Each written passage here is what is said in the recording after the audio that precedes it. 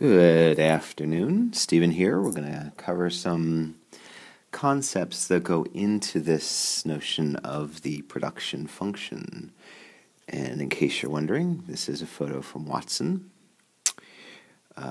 These are some, looks like table connectors. I like how you can actually see through this one, and I particularly like this square shape that was formed.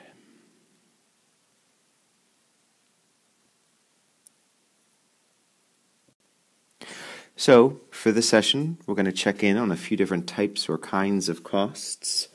We're going to discuss briefly factors of production, bringing that forward from previous session, economies of scale, marginal thinking, and then how all these kind of lump up and combine into the concept of the production function.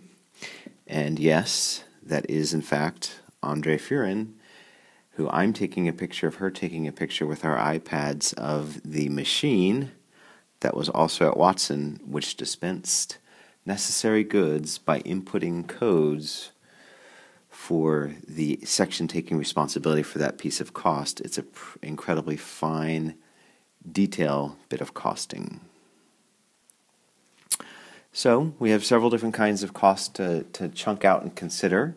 There's a common idea of opportunity costs as being distinct from other costs.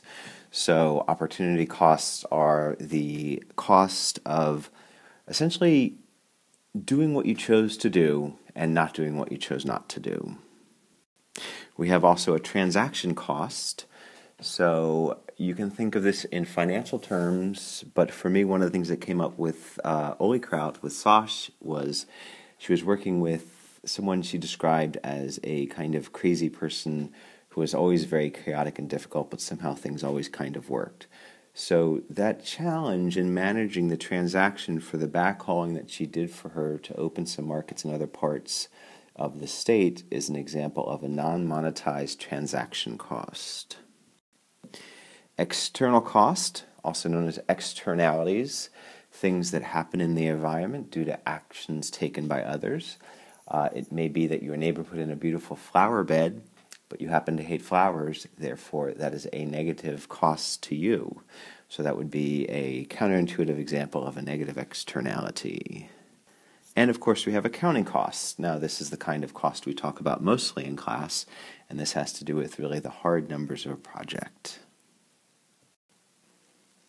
This is a beautiful quote that I have heard many times in my life. In fact, the speech that Eisenhower made at the end of his presidency when he gave his resignation is incredibly moving, and he was, despite the fact that he was a 5-star general, he was such a strong advocate for thinking critically about how we actually spend our money. So I hope you're reading this as I'm speaking, and really this just reminds me of sort of a classic bit of economic decision-making, and it has the production possibilities frontier curve where you have to make a choice of guns or butter.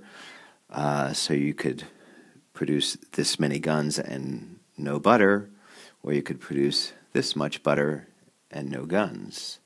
So the production possibilities frontier that we spoke of ages ago is still quite relevant in the production function concept.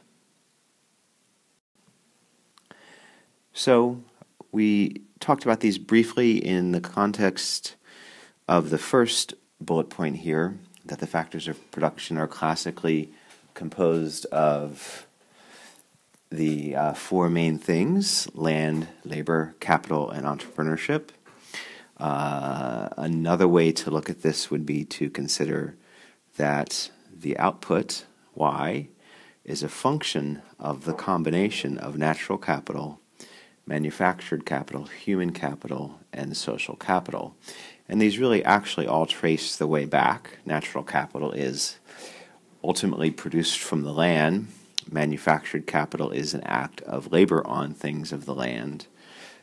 Human capital, something that you're building right now, and social capital, which actually is interesting a little counterintuitive to some, but it really implies that the society is functioning properly, that the contracts entered into are kept, that there's rules around that, the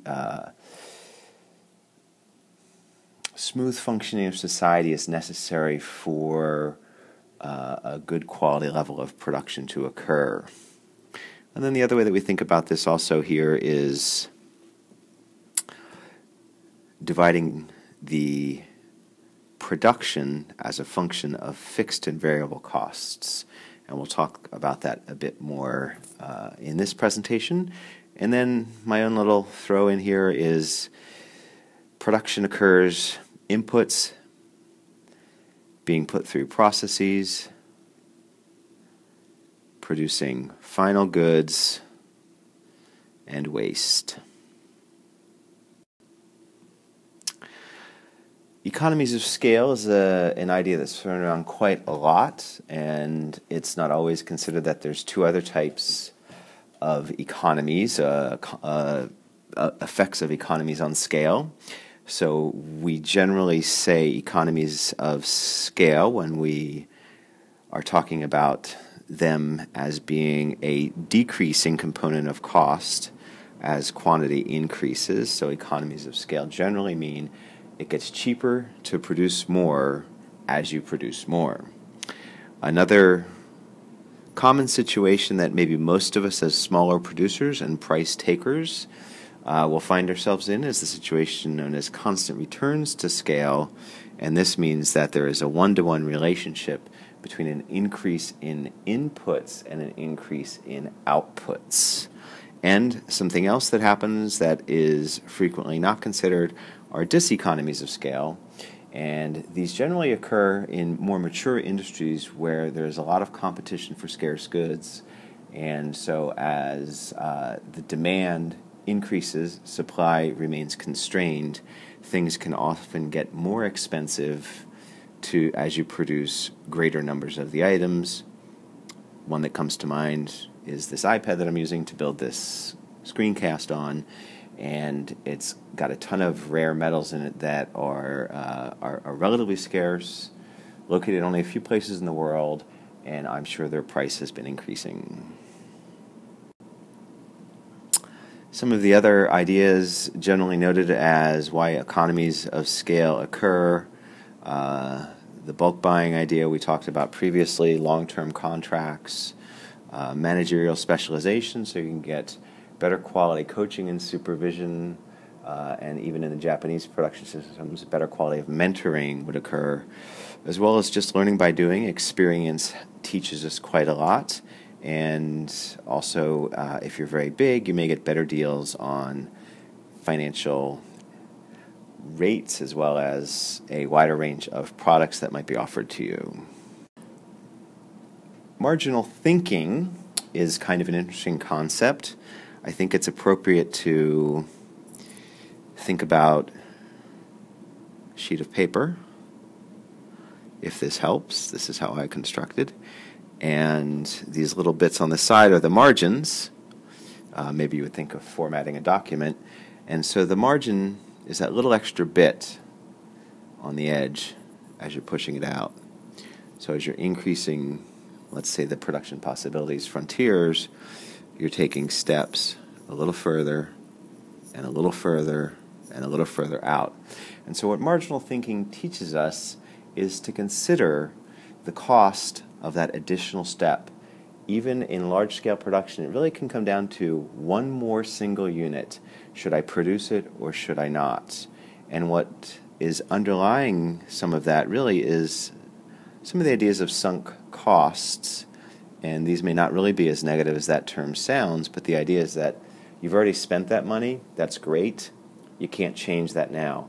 The question is not how much have I spent in this process. The question is, does it make sense to take the next step? Marginal returns, three basic types of behavior: increasing returns, constant returns, and decreasing returns.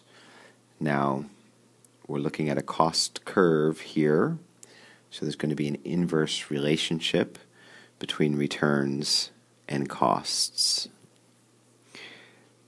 So when we're having increasing marginal returns, means that cost is decreasing. When we have constant marginal returns, costs are staying the same. There's a one-to-one relationship. So the slope of the line is flat, or the rate of change is constant. The rate of change of the slope is constant.